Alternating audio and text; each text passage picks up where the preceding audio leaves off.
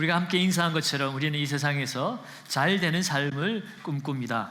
그런데 우리가 생각하는 잘 되는 삶이란 과연 무엇일까요?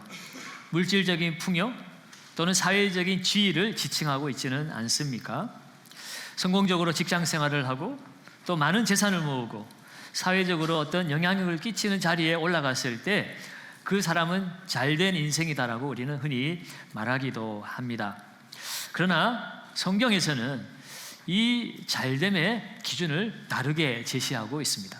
특별히 오늘 읽은 시편 92편의 말씀은 의인의 번성함에 대해서 말씀하고 있습니다. 이 세상에서 말하는 잘됨을 때로는 번영 또는 번성함 이런 것으로 우리가 함께 바꾸어서 말할 수가 있겠죠. 성경이 말하는 진정한 잘됨, 번성의 의미는 어떤 것일까요? 오늘 함께 말씀을 통해서 고민해 보고자 합니다. 오늘 말씀이 우리에게 말하는 번성하는 삶, 잘되는 삶의 의미는 첫째로 하나님께 깊이 뿌리 내린 삶을 말합니다. 오늘 본문 12절과 13절 말씀을 우리가 다시 한번 같이 읽도록 합니다. 의인은 종려나무같이 번성하며 레바논의 백향목같이 성장하리로다. 이는 여호와의 집에 심겼으며 우리 하나님의 뜻 안에서 번성하리로다. 아멘. 여러분, 의인은 누구를 말하는 것입니까? 하나님과 올바른 관계에 있고 하나님의 법도를 따라 사는 사람들을 성경에서는 의인이라고 말합니다. 그런 하나님의 관계 속에 하나님의 법을 따라 사는 삶은 어떤 삶인가? 종려나무와 같고 백향목과 같다고 그랬습니다. 종려나무와 백향목이 성장하고 번성하는 것 모습과 같이 의인의 삶도 그러하다라고 말씀합니다. 여러분, 이 종려나무는 대추 야자 열매 나무를 말하기도 하는데요. 성경에서는 종려나무라고 그렇게 말합니다.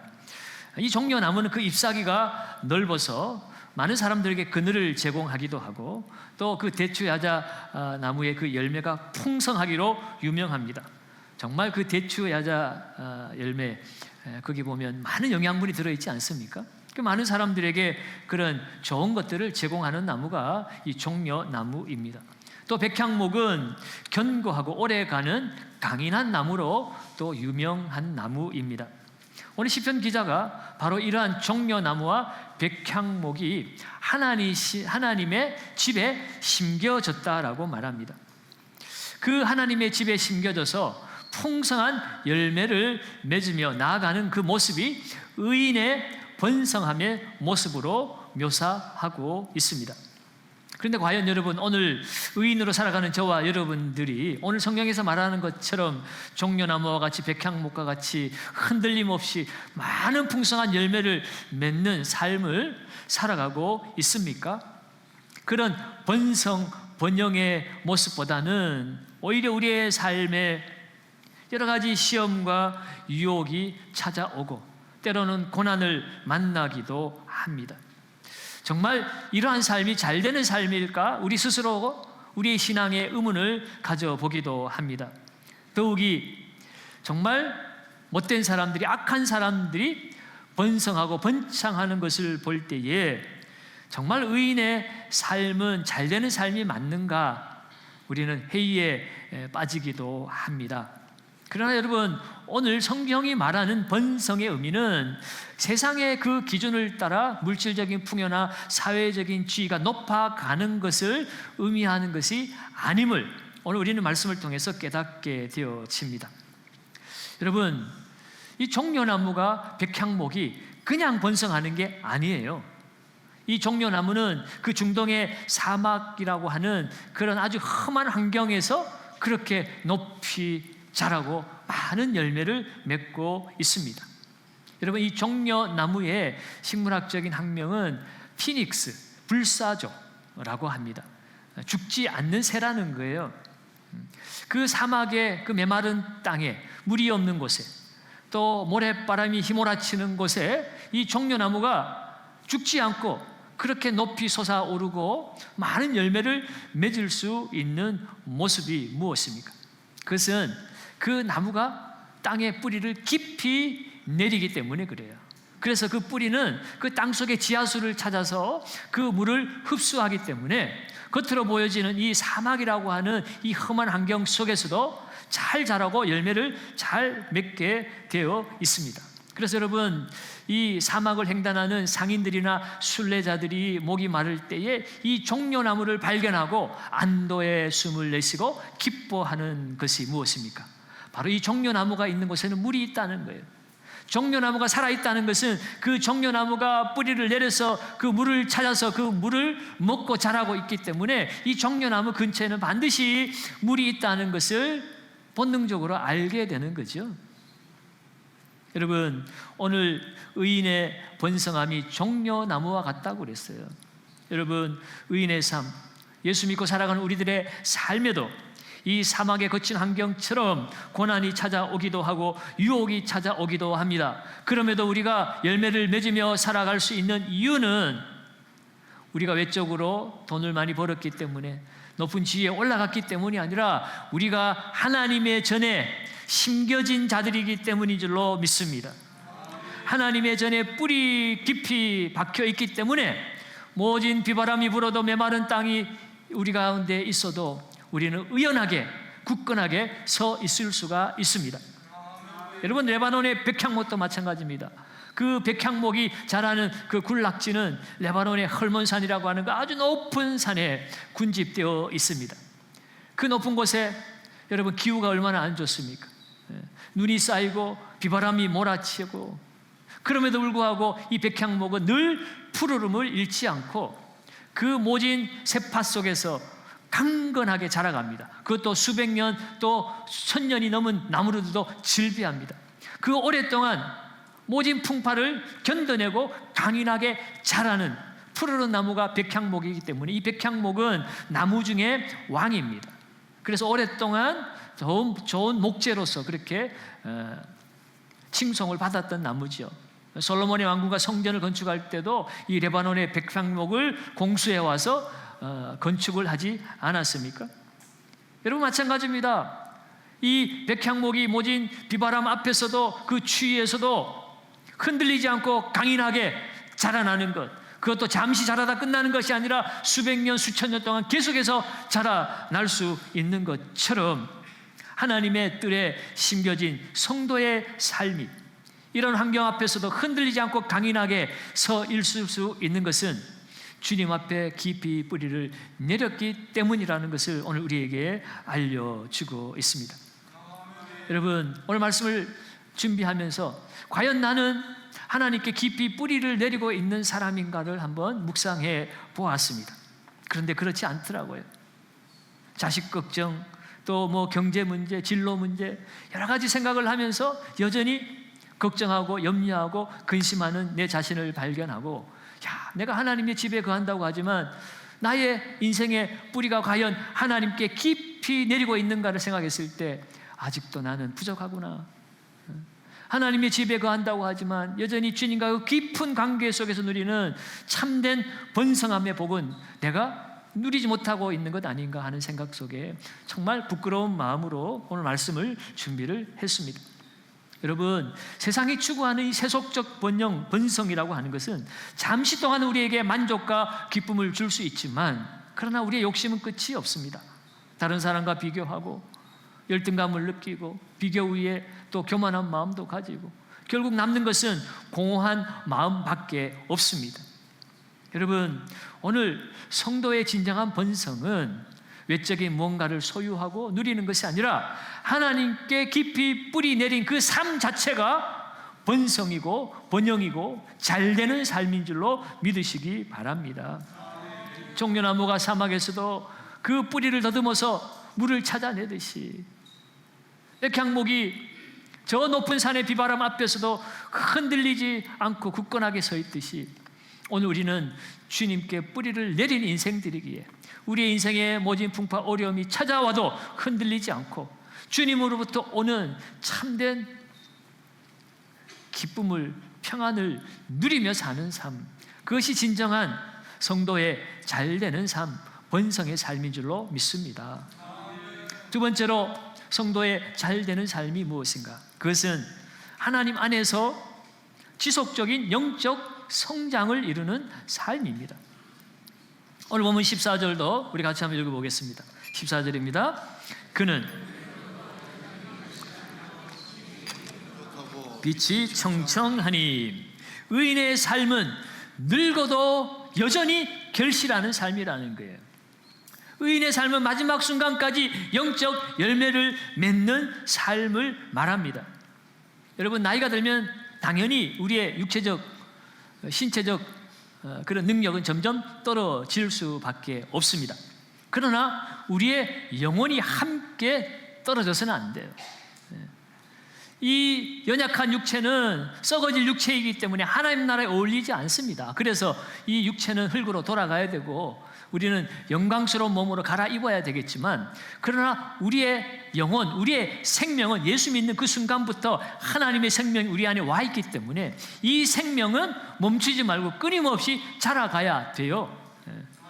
육신은 쇠할지라도 그 영은 날로 새로워지고 날로 점점 성장해가는 삶을 우리가 살아야 하는 것입니다. 나이 들었다고 내가 결실을 하지 못한다, 그것은 핑계인 거예요.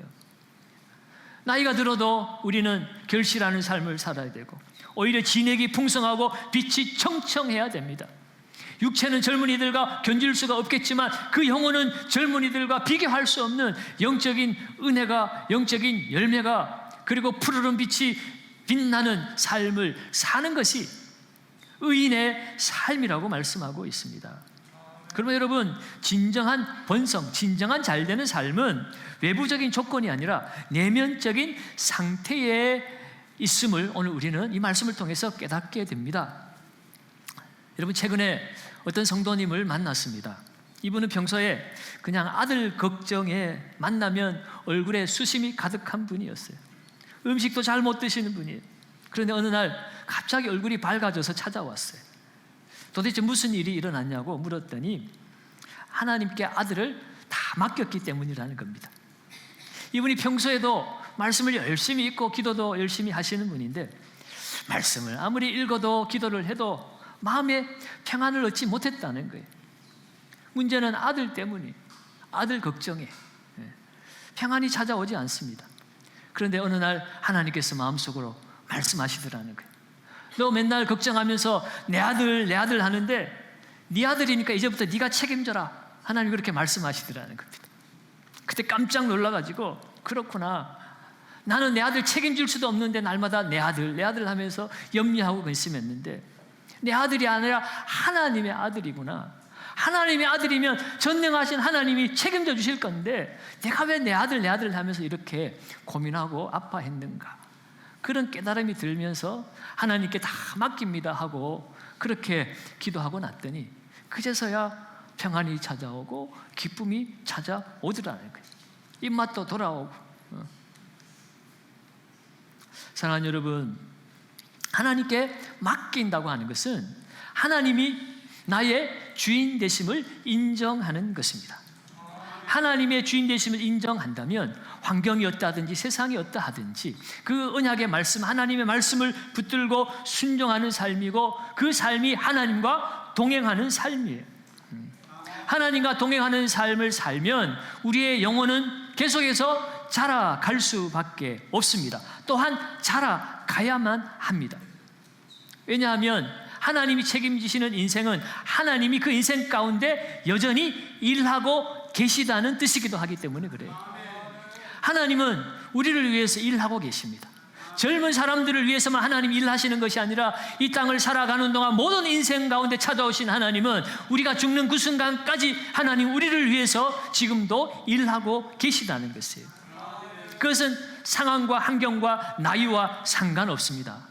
하나님이 나를 통해 일하고 계신다는 것은 여전히 결실하고 있다는 삶인 것이고 또 빛이 청청하고 또 열매를 맺고 푸르른 삶을 살 수 있다는 뜻이기도 합니다. 그러면 여러분, 우리는 주님 안에 거하는 것으로 만족하지 말고 끊임없이 자라기를 힘써야 합니다. 주님 앞에 심겨졌다는 것은 그 주님과 영적인 교제를 계속 나눈다는 것이고 그 영적 교제가 이어지는 삶에는 영적 성장이 찾아오는 삶입니다. 여러분, 영적 성장에는 여러분 끝이 없습니다. 범사에 그에게까지 잘할지라. 그가 누굽니까? 예수 그리스도예요. 그리스도의 장성한 분량에 충만한 데 이르기까지 우리가 자라가야 되는 거예요. 우리의 목표가 목사, 장로, 권사가 아니에요. 내가 권사까지 했으면 다 자랐지, 내가 장로 됐으면 다 자랐지가 아닙니다. 그것은 그냥 직분일 뿐인 거고요. 우리의 영혼은 주님 오실 그날까지, 내가 주님께 나아가는 그날까지 계속해서 열매 맺고 자라가야 되는 것입니다. 여러분, 비행기는 날아갈 때 아름답습니다. 자동차도 달릴 때 아름답습니다. 비행기가 주기장에 늘 주기되어 있고 지하 주차장에 그 먼지를 앗아가면서 차가 주차되어 있으면 그거는 그냥 고철덩어리죠. 날아야 되고요, 달려야 됩니다. 여러분, 성도는 하나님의 전에 심겨졌다면, 하나님 말씀과 기도로 하나님과 교통하고 교제한다면 그 삶에는 계속해서 열매 맺는 성장하는 삶, 자라는 삶이 이어져야 한다는 거예요. 여러분, 성경에 보니까 모세는 120세가 되었는데 눈이 흐리지 않고 기력이 쇠하지 아니하였다 그랬어요. 물론 모두가 다 그렇게 살 수는 없겠지만 여러분, 모세가 특별히 그렇게 살아갈 수 있었던 이유가 무엇이겠습니까? 그는 사명을 따라 살았기 때문에, 사명에 집중하는 삶을 살았기 때문에 그는 마지막 숨이 거두는 그 순간까지도 주의 나라 영광을 위해서 살다 보니 그의 영혼이 자라고 그의 육체도 쇠하지 아니하였습니다. 여러분, 갈렙은 어떤 사람이었습니까?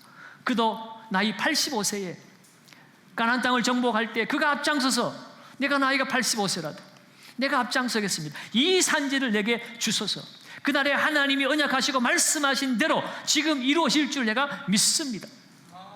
그는 나이 탓하지 않았어요. 환경 탓하지 않았어요. 하나님이 언약의 말씀을 붙든 겁니다. 40년 전에도 하나님 말씀대로 되어지리라고 믿고 믿음의 선포를 했던 갈렙이 40년 후에도 내 나이 85세가 되었어도 하나님의 약속의 말씀은 반드시 성취되어질 것이니 내가 그 일을 하겠습니다. 여러분, 그 85세의 갈렙이 하나님의 말씀을 붙들고 나아감으로 말미암아 여러분, 그 후손인 다윗이 갈렙이 성취한 그 헤브론에서 왕으로 등극하지 않습니까?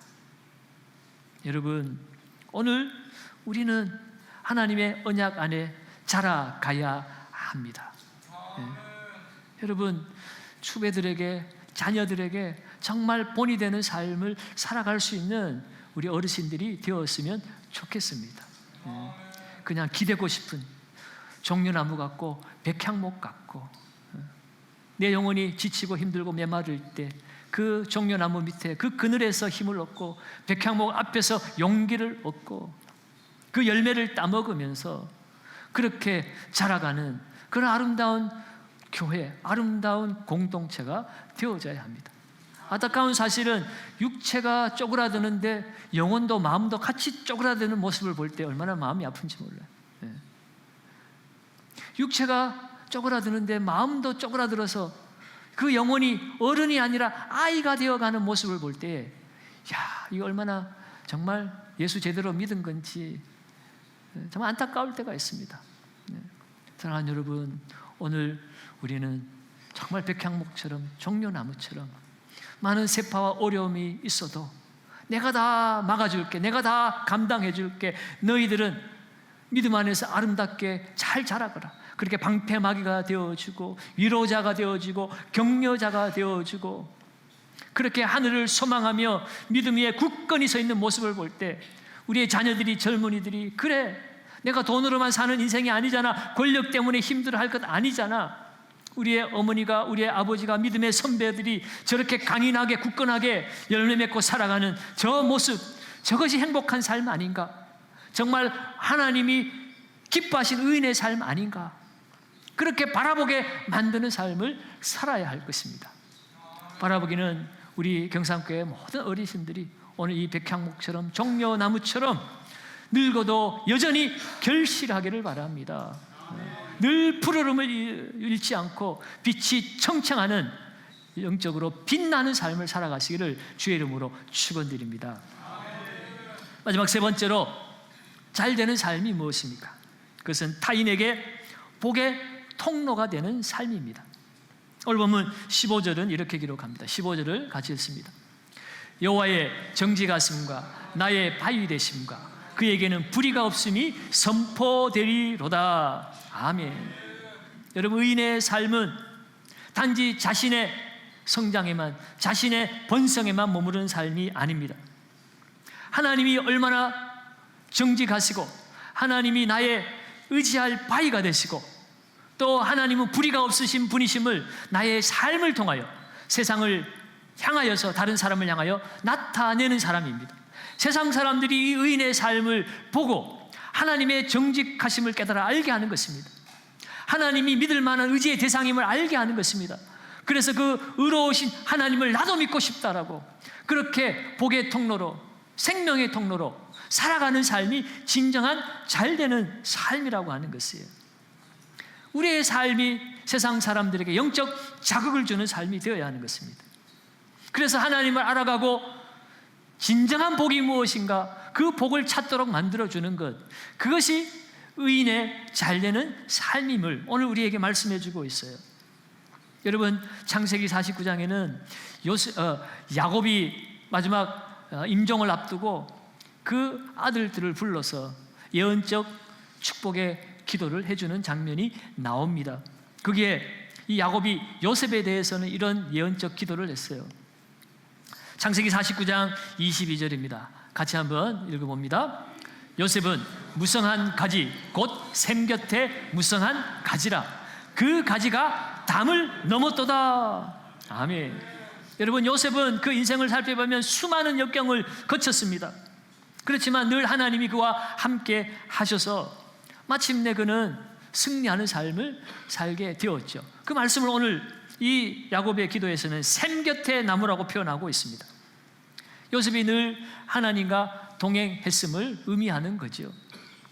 그리고 그 하나님과 동행함으로 말미암아 마침내 무성한 가지를 가지게 되었습니다. 하나님의 은혜로 그의 삶이 번성했음을 말씀하고 있습니다. 그런데 그의 삶이 번성한 것으로 끝나지 않았잖아요. 그 가지가 담을 넘었도다라고 말하고 있습니다. 요셉의 인생이 개인적인 번성과 성공에 그치지 않고 그 하나님의 복과 계획을 따라 그 삶의 확장과 영향이 계속해서 퍼져갔음을 말씀하고 있습니다. 실제로 요셉은 그의 삶의 인생의 열매를 가지고 그의 가정을 구원했습니다. 애굽을 구원했습니다. 또 온 세상 열방을 구원했습니다. 여러분, 진정한 복의 통로의 삶을 살았다는 거예요. 사랑하는 여러분, 진정한 번성, 잘되는 삶이 무엇일까요? 여러분, 인도에서 가난한 자들과 함께 평생을 살았던 마더 테레사는 이런 말을 남겼습니다. 나누는 사랑이야말로 진정한 번영의 열매입니다. 나누는 사랑, 그것이 진정한 번영의 열매라고 하는 거예요.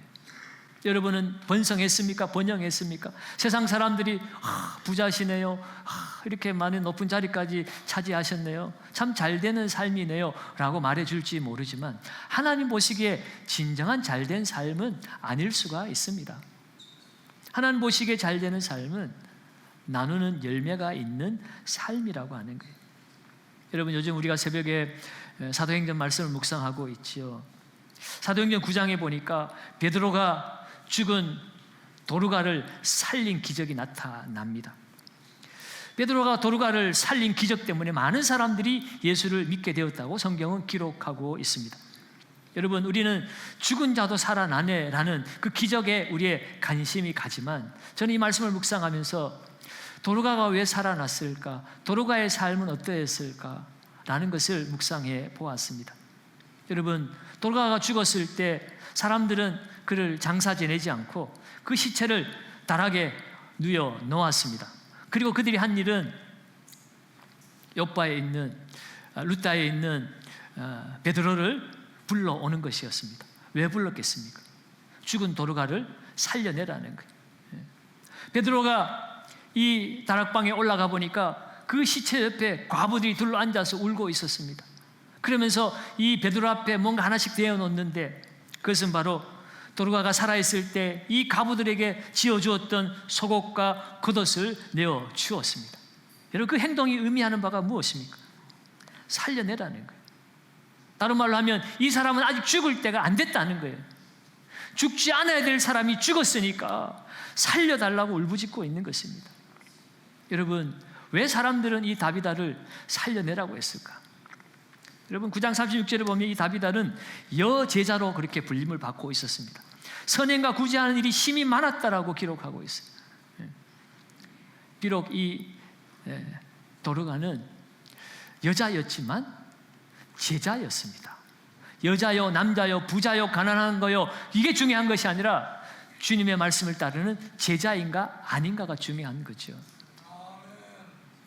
평소에 주님의 제자 소리를 들을 만큼 다른 사람들을 위하고 다른 사람들을 섬기고 진정한 복의 통로가 되어 살았기 때문에 그 주위에 있었던 사람들이 그가 죽었음에도 불구하고 살려내라고, 이 사람은 죽을 사람이 아니라고, 지금 죽어서는 안 된다라고 그렇게 울부짖었던 것입니다.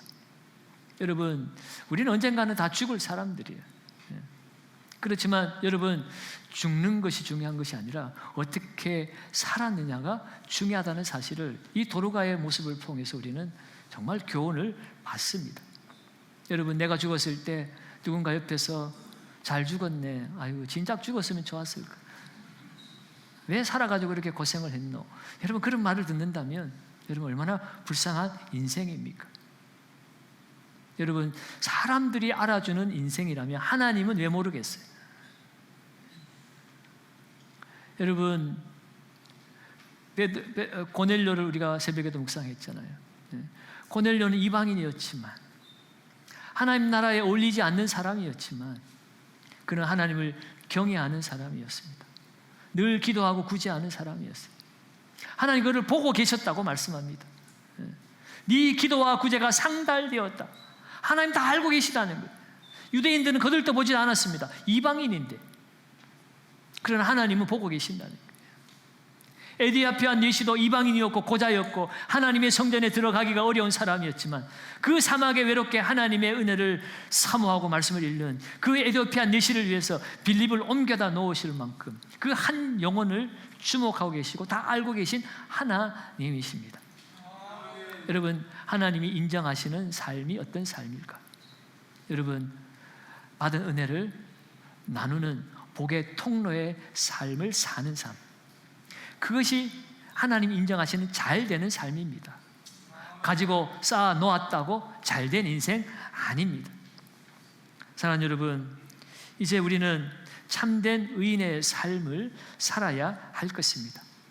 이 세상에서 잘됨은 일시적입니다. 잠깐입니다. 그러나 오늘 성경이 말하는 잘되는 삶, 의인의 삶은 영원한 가치를 지니는 삶입니다.